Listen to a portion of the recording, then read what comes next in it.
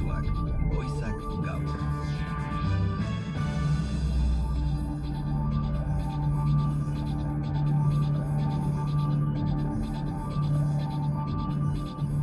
Arratsaldeon deizuela guztioi, Euskadin 23 lagun hil dira azken 24 orduotan.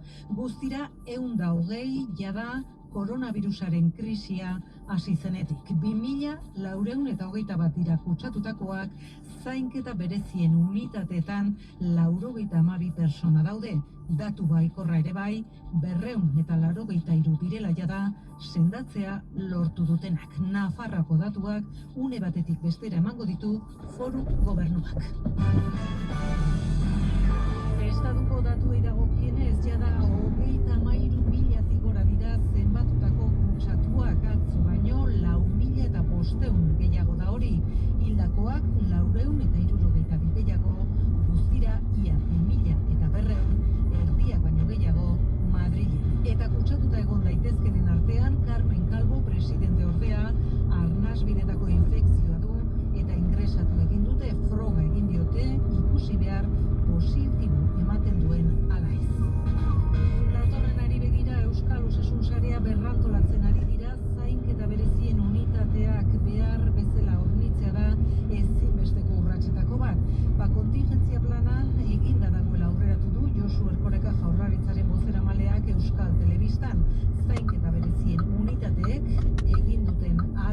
egun duten ahalmena bikoiztu edo laukoztu ere egin daitekela adierazi du Erkorekak. Prebisioak egin daude, hori ekoiztu daiteke oso epe laburrean eta behar izan ezkero laukoztu egin daiteke bat. Osasun sareak gainezka egingo duenik ez du uste, datozen beharrei erantzuteko gai ikusten du sistema, baina babes materialaren beharra badagoela onartu du.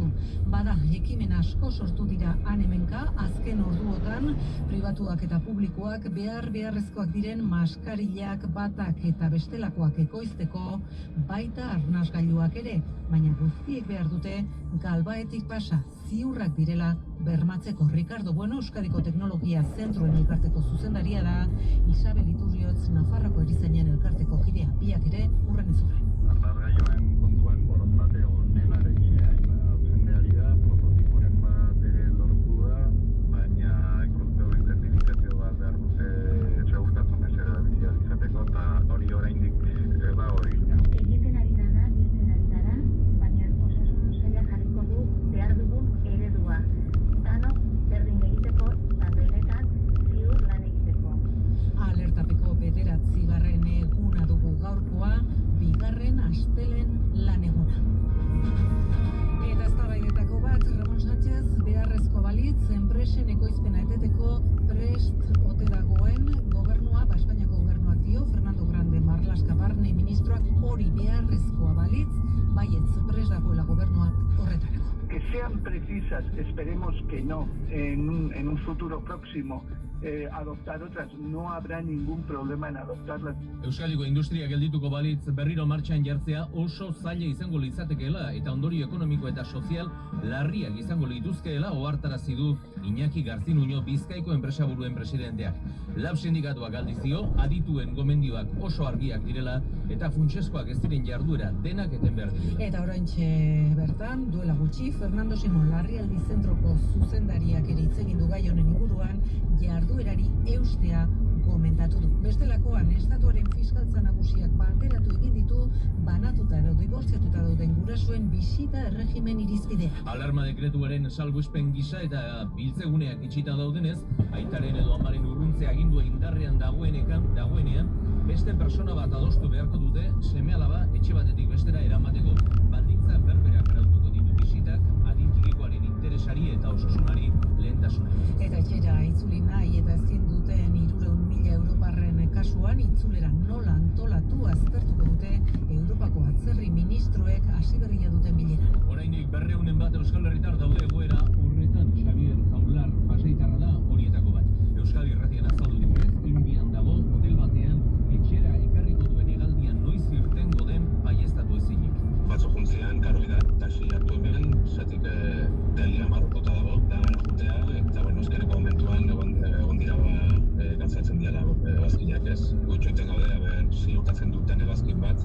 Ezin ahaztu COVID-19 pandemia dela, alegia mundu osoa harrapatzen duela, kaleratu diren azken datuen arabera, herrialde kutsatuenen artean estatu batuek jada hirugarren tokia betetzen dute. Lander Izagirre. 35.000 estatu batuarrek eman dute positibo koronavirusaren testa eginda. Txinan eta Italian baino nabarmen gutxiago, baina Espainiar estatuaren gainetik kokatu da. Heriotzak berriz 500 dira jada, eta hori ikusita Trumpen gobernuak armada bidaltzea erabaki du New York, California eta Washington estatuetara.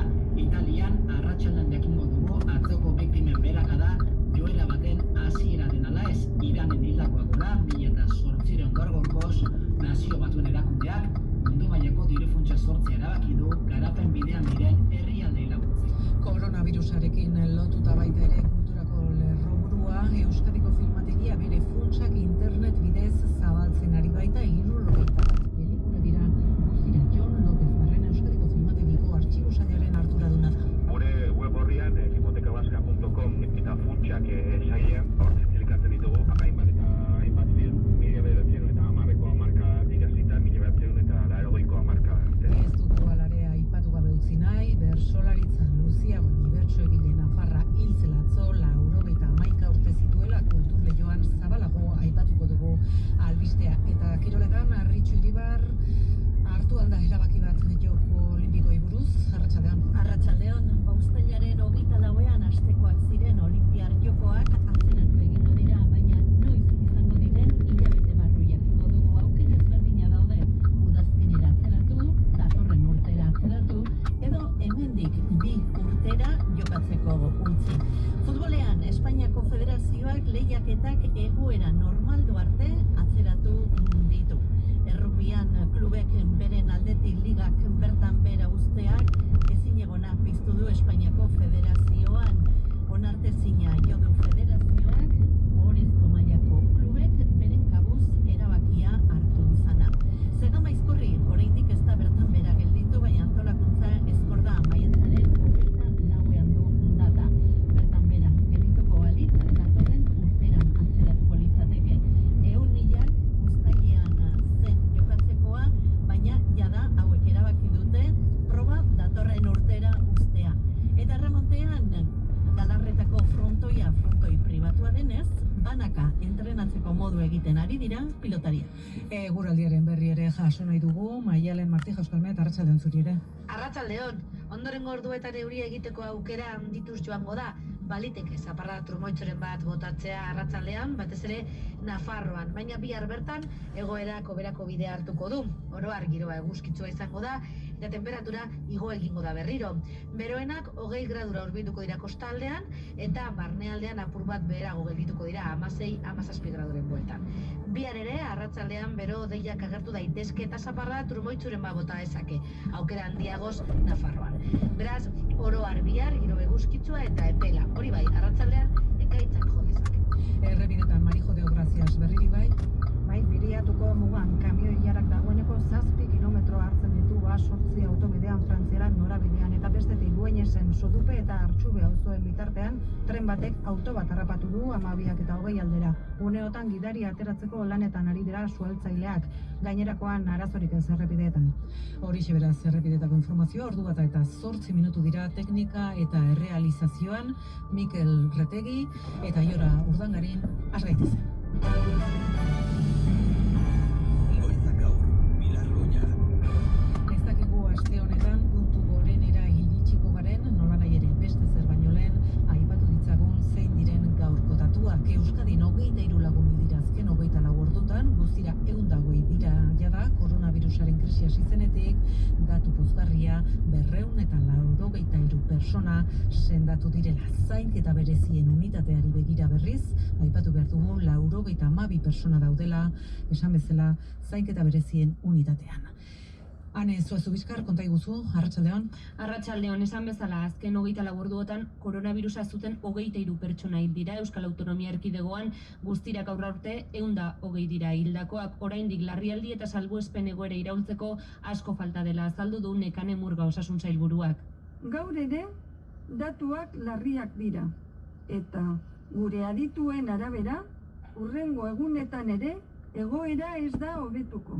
Azken 24 orduotan 324 positibo berri ere zenbatu ditu Osakidetzak, gehienak 172 Bizkaian, 97 Araban eta Gipuzkoan 55. Pandemia gurera iritsi zenetik lehen aldiz gainera, guztira Bizkaian positibo gehiago zenbatu dituzte Araban baino, gaur-gaurkoz 1009 dira Araban baieztatutako kasuak eta Bizkaian 1032. Arabak biztanle gutxiago dituenez oraindik ere hala ere, proportzioan Arabak ditu kutsatutako herritar gehien atzetik Gipuzkoa 380 kasurekin, ospitaleratutako kasu gehien dituen lurraldea Bizkaia da, Arabaren aurretik Bizkaian 541 dira ospitaleratutakoak. Datuak horiek osasun sarearen berrantolaketa da orain txegakoa datorrenari aurre egin ahal izateko. Aurrez Araban egin bezala, zonifikazioa Gipuzkoan eta Bizkaian hasita dago, nola antolatuko duen zehazten hasia da Eusko Jaurlaritza. Urkullu lehendakariak atzo bertan berretsi zuen lurralde bakoitzean egoitza osagarriak ari direla prestatzen. Zer dakigu orain arte berrantolaketa horretaz, ane? Badakiguna da guneka antolatuko dutela lehen mailako arreta, arnasbidetako arazoekin lotutako sintomak dituzten herritarrak zentro bereziduetara bideratuko dituzte, hala azaldu du Nekane Murga Osasun Sailburuak. Lehen mailako arreta antolaketa aldatu egin dugu. Arnas sintomak dituzten eta arreta medikoa behar duten pertsonantzeko erreferentziazko osasun zentroak jarri ditugu. Erreferentziazko zentro horietan radiologia eta laginak hartzeko zerbitzuak izango dira eta etxez etxeko arreta ere indartuko